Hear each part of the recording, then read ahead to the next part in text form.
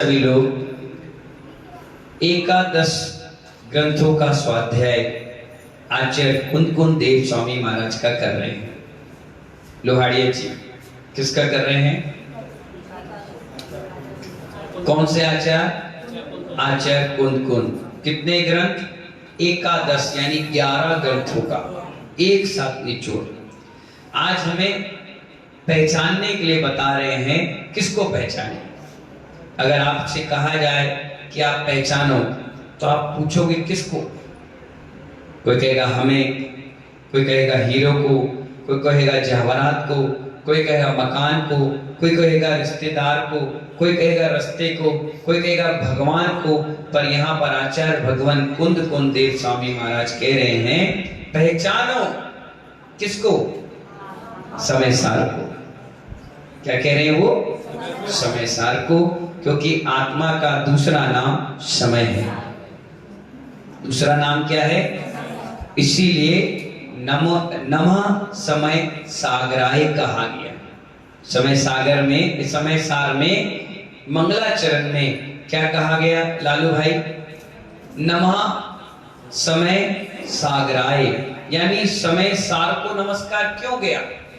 सब लोगों ने, राहुल जी, उंगलियां उठाई आचार्य कुंद पर और कहा कि आपने ये लाइन क्यों लिखी? समय सागराय क्यों लिखी? नमः समय सागराय क्यों लिखी भाई? जब हमारे 24 तीर्थंकर होते हैं, इनको ही नमस्कार किया गया, तो नमः समय सागर क्यों लिखा आपने? नमः समय सार क्यों लिखा? बहुत इस पर विचार आए तो आचार्य कुंद ने कहा समय को आत्मा कहते हो, आत्मा को नमस्कार किया तो मैंने कोई गलती नहीं की। भावी ने निक्षेप से मैंने समय यानी आत्मा को नमस्कार किया, क्योंकि आने वाला हर जीव भगवान बनेगा।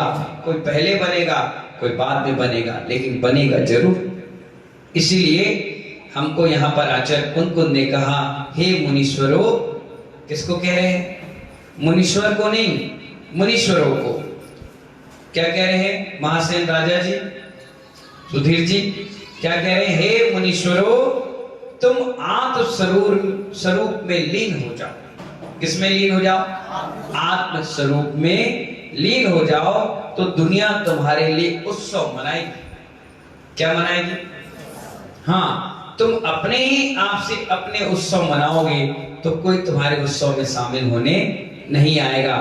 तुम्हें उत्सव मनाने की आवश्यकता नहीं है अपने, क्योंकि तुम्हारा तो महामहोत्सव मनाया जाएगा। जिस दिन तुम भगवान बनोगे, अपने आप महिलाएं तिथि दर्पण निकालेंगी और उसमें देखेंगी कि आज कौन से भगवान का कौन सा कल्याण है। अगर जन्म का होगा तो पालना लाएंगी, झूला लगाएंगी और 20, 25, 50 महिलाएं मिल करके क्या करेंगी? उत्सव मनाएंगी। मोक्ष होगा तो लाडू सजा कर लाएंगी और चढ़ा करके विधान करेंगी। कभी गर्भ कल्याणक होगा तो खुशियां मनाएंगी। क्यों? क्योंकि तुमने उत्सव नहीं महोत्सव मनाया है मृत्यु का। इसलिए तुम्हारे जीवन पर्यंत जाने के बाद भी तुम्हारा उत्सव नहीं, महामहोत्सव मनाया जाएगा।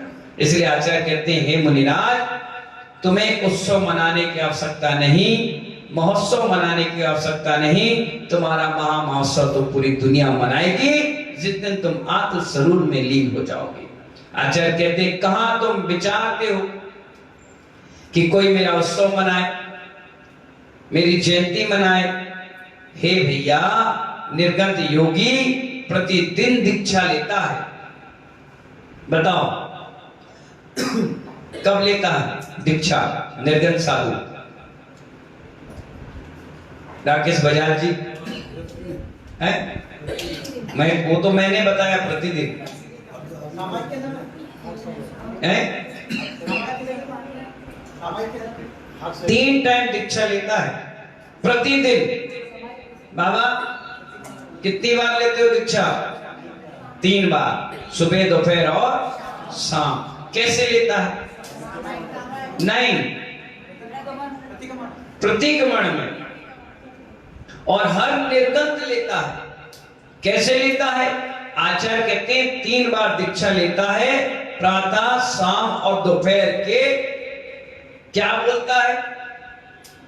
एन दिया, बेन दिया, तेन दिया, चौन दिया, पंचिन दिया, पड़िविकाय, अवकाव, दयकाव, भावकाय, व्रतकाय, तस्काय, एक छेदो टुम, छेदो बट्ठा बड़म, होदू मच्छम। अगर हमसे कोई गलती हो गई हो तो मेरे व्रतों की छेदों उपस्थापना करके मुझे वापस इसी व्रत में आरूढ़ करें, इसलिए मेरे सारे दोष मिथ्या हो। क्या हो? ये नहीं कहता। अब बताओ, हर साधु कहता है, 3 बार कहता है कि अगर मेरे उपाध्याय पद में कोई दोष लग गया हो, मेरे आचार्य पद में दोष लग गया हो, मेरी मुनि दीक्षा के बाद मुझे दोष लग गया हो, सुबह से शाम तक में या रात से सुबह तक में, तो मेरे व्रतों की छेदों उपस्थापना होना चाहिए और मुझे वापस व्रत अंगीकार करके फिर से लाइन पर लगा दीजिए। हे भंते छेदो बट्ठावणम होदू मच्छम। कौन कहता है ये? हर मुनिराज कहते हैं। और उनकी दीक्षा छूटी, फिर वापस आरूढ़ हो गई, फिर छूटी, फिर आरूढ़ हो गई। ये क्रम उनका चलता रहता है। और मालूम है 5 दिन तक आरिकाओं की भी छेदो उपस्थापना होती है जब वो अशुद्धि से हो जाती है, क्योंकि मंदिर जाती नहीं, व्रत नियम से हम चल नहीं पा रहे, त्याग तपस्या कर नहीं पा रहे, तो उनकी सारी जो प्रमादचर्या हो गई है उसकी भी वैसी क्रिया करके आचार्य उनको व्रतों में फिर से आरूढ़ करते हैं और फिर 3 टाइम उनका छेदो उपास्थापना विधि चलती रहती है। ये आगम का वर्णित कथन है। हम और आप होते कौन है इसमें टीका टिप्पणी करने वाले? आचार्य कहते हैं ऐसे 5 प्रतिक्रमण पूरे जीवन काल में हो जाते हैं। पाक्षिक, चातुर्मासिक, वार्षिक, देवसिक, रात्रिक, इरियापद, युग प्रतिक्रमण और उत्तमार्थ प्रतिक्रमण, इस प्रकार से 7-8 प्रतिक्रमण जीवन के हो जाते हैं। अंतिम दिन मेरा निकल गया और वो भी प्रतिक्रमण के साथ निकल गया, तो इससे समझ जाना कि इससे अच्छी समाधि कभी जीवन में हो ही नहीं सकती। क्या कहा मैंने? 3 टाइम प्रतिक्रमण आप रोज करते हैं, 15 दिन में करते हैं, 4 महीने में करते हैं, वार्षिक आप करते हैं, 5 साल में एक प्रतिक्रमण करते हैं। अब अगर अंतिम क्षण में आपने प्रतिक्रमण करके प्राण त्याग किए हैं तो इससे अच्छी समाधि किसी की हो ही नहीं सकती। पंडित मरण हो गया। कौन सा मरण हो गया? वो पंडित मरण तो भगवान केवली का हो, पंडित मरण इन निर्गंतों का हो रहा है। आचार्य कहते हैं जब कंठ रुक जाए तब तक अंत समय तक प्रतिक्रमण सुनना और करते रहे, तब तो तुम्हारी समाधि अच्छी है, क्योंकि सारा प्रतिक्रमण व्रतों का छेदो उपस्थापना विधि है, उसमें क्षमा भी मांग रहे हैं और व्रतों पर वापस आरूढ़ होने का संकल्प लिया। प्राणी मास से, इसलिए आपको याद होगा जब गुरुदेव ने कहा सबसे क्षमा, सबको क्षमा और मैं भी क्षमा करता हूं, आप भी मुझे क्षमा करें, तो दुनिया भर के साधुओं ने कहा कि जीवन के अंतिम समय में उन्होंने सबसे क्षमा मांग ली। इससे बड़ा अच्छा भद्र परिणाम किसी का हो नहीं सकता। इतनी बेहतरीन समाधि किसी की नहीं हो सकती। क्या गजब की समाधि, सबसे क्षमा मांग करके। इसीलिए महानुभाव, हे मुमुक्षुओं, किसी की समाधि में इसलिए मत पहुंचना कि ये व्यक्ति हमें पहचानेगा। कई बार आप जाते हो ना, क्या करते हो समाधि में, जैसे हमारी हो रही या इनकी हो रही या किसी की हो रही हो, आप भक्त हो तो आप पहुंचते हो, महाराज जी नमस्ते, पहचाने मैं लालू, मैं पूरा वाला, मैं गौरव, मैं मनोज, मैं दीपक। यहां क्या कह रहे हैं सुनो, वो तो समाधि चल रही है, वैसे भी आओ तो मत बोलो, मत बोलो। आचार्य कितनी अच्छी बात बोल रहे हैं, देखो किसी की समाधि चल रही हो तो इसलिए मत पहुंचना, मैं अमुक अमुक हूं, पहचान लिया क्या, उस दिन आपकी पहचान मत दिखाना। उस दिन यह कहना, हे मुनिराज, जो आपने जीवन भर समय सार सुनाया है, आज उसको याद कर लो, क्योंकि आज तुम्हें समय सार बन जाना है। अपना पहचान मत बताओ। हो सकता है आप लालू कहो और लालू ने हमारे साथ बदतमीजी की हो, हमारा अपमान किया हो, हमसे लड़ाई की हो, तो उस समय तुरंत आएगा और अचानक आयु बंद गया तो तुम्हारे घर में पैदा होकर तुम्हारे गला दबाया जाएगा।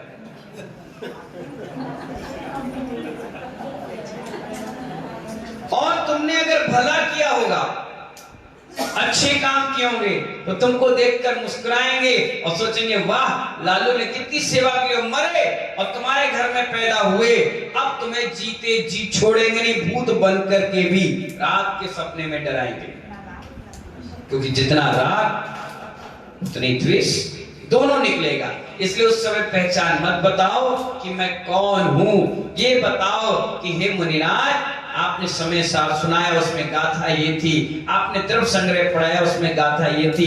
रत्नकण शाब्दाचार में क्या गाथा आई, रहन सार में क्या गाथा आई, क्या मूलाचार में आया, क्या प्रवचन सार में आया, क्या क्या गाथे आपको आज थी, वो सब चीज सुनाओ, उनका स्मरण ज्ञान अर्जन में लगाओ। मरने के बाद भी सर्वार सिद्धि में देव बने, लौकांतिक देव बने, आकर अगले भाव में मोक्ष प्राप्त करें। ये बनाओ, ये करो, ये क्वालिटी करो। इसलिए आचार्य कह रहे हैं, उस दिन यह कहना, बोल देना, मना कर देना कि हम कौन हैं। जो आपने अपने जीवन भर समय सार की पहचान की बात बताई, उस समय सार को अब पहचानो। अब समय सार है आपका, अब समय आपका है, समय का सार भी आपका है।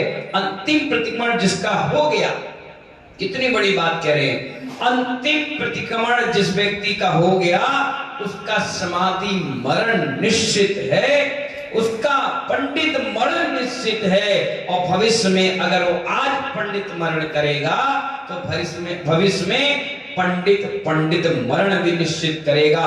भावना भावने में क्या जाता है, समाधि की ही भाव। अगर भावना भाने का अवसर मिल रहा है, तो गौरव भाई मैनपुरी किसकी भाव, समाधि की। अरे हमारा समय थोड़ी ना आया, नहीं, आज भाओगे तब जाकर अंत तक भाते रहोगे। लकड़ी एक कुड़ाली लगने से नहीं कटती। क्या कहा मैंने, एक कुल्हाड़ी मारने से लकड़ी नहीं कटती। 100 बार मानोगे, 99 के चोट लगने के बाद 100वें नंबर पे कट करके अलग होती है। अगर आप ये सोचो कि एक ही बार में कर लो, भूतो ना भविष्यति हो ही नहीं सकता। और अनादि से ना जाने कैसे गंदे कर्म आपके अंदर घुस चुके हैं, उनको निकालना ही सबसे बड़ी कठिन परीक्षा है। फिर अच्छे लाओ और लाते लाते फिर बुरे बन जाए, क्या भरोसा। इसलिए आचार्य कहते हैं, मुनि, संयम के मार्ग पर चल रहा है तो चमक रहा है तेरा चेहरा। संयम के मार्ग पर चल रहा है, इसलिए तेरा चेहरा क्या हो रहा है, चमक रहा है तेरा चेहरा। वृद्धा अवस्था में साधना के मार्ग पर व्रत उपवास के साथ जीना, रसना को नियंत्रित करना, क्योंकि एक ही इंद्रिय ऐसी है जो अंत में सबसे ज्यादा परेशान करती है। कौन सी? क्यों? आदमी दिखेगा नहीं चल जाएगा, सुनेगा नहीं चल जाएगा, बोलेगा नहीं चल जाएगा, शरीर हिले डुलेगा नहीं चल जाएगा, लेकिन भूख तो भूख है। जितनी उम्र बढ़ती है उतनी तृष्णा भी बढ़ती है। क्या बढ़ती है? तृष्णा बढ़ती है। इसीलिए तो जिन्होंने संलेखना ली है, उनके रसों का त्याग करा दिया जाता है। क्या त्याग कराया जाता है कि आप रस त्यागी बने।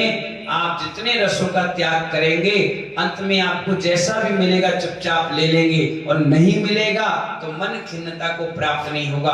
कोई बात नहीं, प्रैक्टिस है साधुओं की, त्याग की, तपस्या की, साधना की। एक कल्याण के लिए कितने जीवन भर की साधना की जाती है। आप क्या सोचते हैं, कपड़े उतारे और मुनि बन गए? अरे एक तो जानवर भी कर लेता है, लेकिन परिणाम संभालना सबसे बड़ी कठिन तपस्या है। कष्ट होता है, कभी कभी आप जाओ हॉस्पिटल में एडमिट हो जाओ, एक ही करवट लेटे रहो, कैसा लगेगा? आधा और 1 घंटे के बाद आपको ऐसा लगेगा कोई हमें पलटा दे। क्या कर दे? और नहीं पलटोगे तो बेचैनी होगी। अब आप सोचिए, उस बेचैनी को जीतने का नाम समाधि है। प्यास लग रही हो जबरदस्त और लेटे हो, आहार का समय हो गया, फिर भी कोई आपको पानी लाकर ना दे रहा, उस बेचैनी को सोचो कैसे जीत रहा होगा वो जीव, और उसको जीतने का नाम समाधि। नाक बह रही है, आंसू निकल रहे हैं, शरीर में खुजली हो रही है और इतनी ताकत भी नहीं देती कि हाथ उठाकर अपन खुजा ले, और फिर भी उसको सहन वो कर रहा है। इसका नाम है समाधि संलेखना। और ये पूरी प्रैक्टिस किसको सिखाई जाती है? एक निर्गुण योगी को। इसलिए तो कहा गया, एक समाधि कराना 100 मुनि दीक्षा का पुण्य दे जाता है। एक समाधि कराना पुण्य दे जाता है, क्योंकि उसके परिणामों को आपने संभाला, और जिसने परिणामों को संभाला उसके अंत में खुद परिणाम संभलते हैं, और उसकी भी अच्छा मरण समाधि होता है। इसलिए आचार्य भगवान कह रहे हैं कि उस समय 1 नंबर भी आपको आ रही है। क्या आ रही है? 2 नंबर भी आ रही है, और फिर भी आप उस चीज को शांति से बैठे, परिणाम खराब नहीं कर रहे, कोई दिक्कत नहीं, लेटे हैं, पैर भी दर्द दे रहा, शरीर भी अकड़ रहा। जब हम 1 या 2 उपवास करते हैं तो सिर दर्द देने लगता है, गैस बनने लगती है, शरीर में पानी सूख गया, अकड़ जाता है, बिल्कुल पलट नहीं पा रहे, बैठ नहीं पा रहे, हड्डी तक गड़ने लग गई, और वो सब पीड़ा को एक निर्गंथ संभल कर संभालता है। इसीलिए तो बचपन से धर्म करा करा के अंत तक धर्मात्मा बनाया जाता है कि आप कूट कूट के धर्म बस जाए, कैसी विपरीत परिस्थिति बन जाए उसको आप संभालें, मन इतना मजबूत हो जाए। इसलिए आप देखिए, चौके में चुपचाप मौन लेकर के आहार दिया जाता है, मौन लेकर लिया जाता है, मौन पूर्वक सब काम। इतना ग्रंथ क्यों पढ़ाया जाता है? कि कम से कम आपका अंत समय में कोई दिक्कत और परेशानियां ना आए। इसीलिए इतनी प्योरिटी के साथ आपको समझाया जाता है, बताया जाता है कि आप मैच्योर हो जाओ। अगर आप महाराज से पूछो, महाराज आप काले दिख रहे हैं, तो क्या बोलेंगे? कोई बात। और यही कोई ग्रस्त को बोल दो, पागल क्या, अभी तो ना गया है। मतलब इतना राग है आपको अपने चेहरे से। और यहां देखो, कोई कहेगा महाराज जी आप पतले हो गए, कोई बात नहीं, नाम प्रगति कर्म है, मोटा पतला चलते रहता है, हमारी भाषा ये निकलेगी। और हम आपसे कह दे, अरे राहुल तुम पतले हो गए, हाँ 2-3 दिन से हम कुछ खाए नहीं ना, अपने आप शरीर। अगर आप कहीं हल्का सा मिट्टी लग गई और हम कहते देखो गंदा लग गया, आप झाड़ने लग जाओ, और हम लोग कहीं मिट्टी लगी, बोले महाराज मिट्टी लगे, कोई बात नहीं, हम साफ कर देंगे, तब तुम्हारी इच्छा। हमारे अंदर कोई ऐसा है नहीं। हम क्यों?